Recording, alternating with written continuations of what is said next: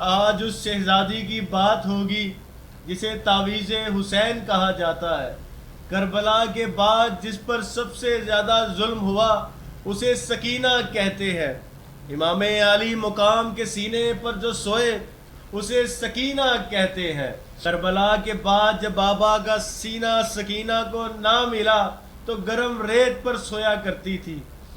4 سالہ معصوم بچی جسے مولا عباس بھی آقا زادی کہیں اسے سکینہ کہتے ہیں، جو اپنے بھائی کے سامنے تماچے کھائے اور بھائی کچھ نہ کر سکے اسے سکینہ کہتے ہیں۔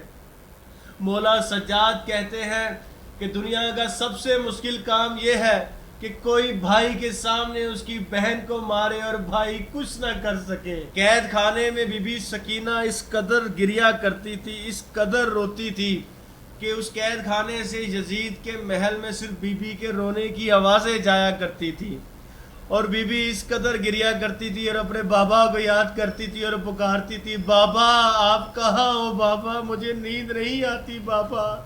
اور جب بابا کو پکارتے پکارتے تھک جاتی تو اپنے چچا عباس کا آواز دیتی، مولا کہاں ہو میرے چچا کہاں ہو۔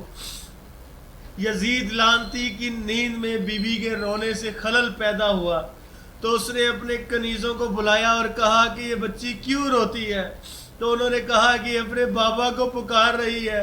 تو یزید نے کہا کہ مولا کا سر قید خانے میں لے کے جاؤ۔